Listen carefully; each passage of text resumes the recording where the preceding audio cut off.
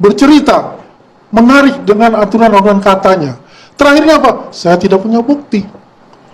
Maksudnya apa ini? Penggiringan opini bahwasanya Presiden Jokowi itu di situ. Kalau misalnya tidak punya bukti, ini Sekjen PDI Perjuangan ya? Whatever. Mau Sekjen kita lihat ini adalah personalnya, bukan jabatannya Sekjen. Ya, personal dia. Bukan orang kalau sembarang. dia mengatakan Pak Novel Baswedan, saya punya bukti. Itu baru gentleman. Bukan orang sembarang loh yang menempati posisi jabatan Sekjen PDI Perjuangan seharusnya. Seharusnya begitu, ya kan? Tapi kalau dia katakan, gua punya bukti, saya punya bukti, buka aja. Jangan bermain sandiwara, bermain kayak drakor-drakor. Tapi menurut Anda ada nggak buktinya? Menurut Anda ada buktinya nggak? Saya katakan, kalau ada bukti, ya, itu buktinya sangat signifikan, ya, kalau saya bilang, Keluarkan. tidak ada. Tidak ada signifikan. Anda mengatakan nggak ada? Signifikan berarti ada. Mungkin, ya, gini, mungkin bukti-bukti dari OCCRP, di copy, dijadikan masukan situ. Karena begini simpel aja, pertanyaannya gampang. Kenapa dibawa ke Rusia? Kalau ini catatan dari Koni Bakri yang katanya ada dokumen skandal pejabat. Inilah menarik banget, ya kan? Kenapa aku bilang gitu? Karena begini, itu kenapa dibawa ke Rusia? Bisa saja di situ ada catatan-catatan atau rahasia negara dibawa juga ke sana. Ini kan dibuka. Dibuka semua nih sama notaris. Ya, si A, si B, si C. Ya kan? Satu. Yang kedua, Nggak, artinya apa? Berbahaya membawa nggak dokumen. berbahaya dong kalau mau bawa ke Rusia. Kenapa nggak langsung aja bawa ke KPK? Nih, Jokowi dan keluarganya bermasalah. Ini Konkret ya, pikirkan itu konkret sama gitu. Begini, saya harus jelaskan. Pertanyaan Anda itu dengan jawaban katakanlah bahwa kenapa tidak dibawa KPK. Kita harus tahu dengan perubahan undang-undang yang dituntut oleh Bang Harahap tadi, ya kan, waktu itu dia tolak bahwa KPK sudah di bawah eksekutif.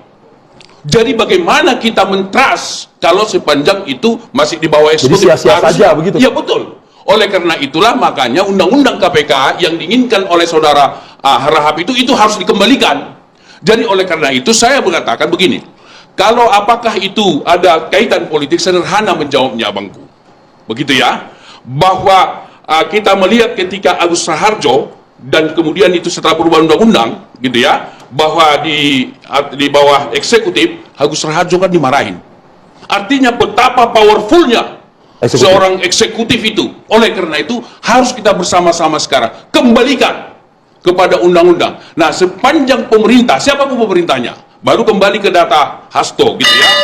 Kalau kita bicara data Hasto sudah dikemukakan, bisa disampaikan ke ruang publik. Tapi belum lengkap, Bang Emrus. Tunggu dulu, sudah milik publik.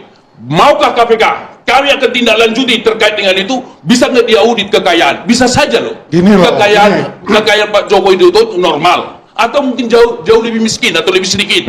Tapi bisa juga. Nah, sepanjang itu tidak mau dibuka oleh akuntan publik yang independen, sepanjang itu questionable. Karena apa? Kepemimpinan kita adalah kepemimpinan kualitatif, bukan kepemimpinan realistis, bukan kepemimpinan semata-mata itu. Kan kita ada LHKPN kan setiap pejabat negara. Abang, laporan kekayaan itu valid enggak itu? Abang jamin enggak?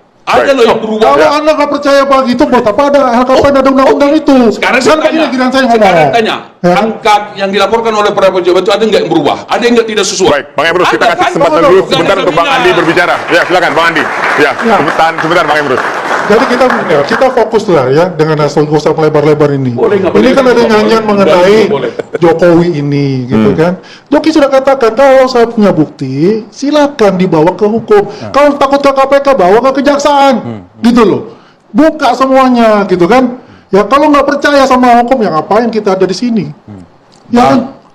Gitu loh. Boleh saya penelitian saya. Lebih dekat, Bang Emrus. Nah, saya penelitian saya, dokter saya di bidang proses pembuatan undang-undang, pasal demi pasal. Undang-undang pasal demi pasal itu syarat buatan politik. Hati-hati, karena kadang-kadang DPR juga punya kepentingan siapa yang berkuasa di sana. Kadang-kadang ini salah satu contoh, dipakai diksi dapat sehingga jam karet. Oleh karena itu justru yang terbaik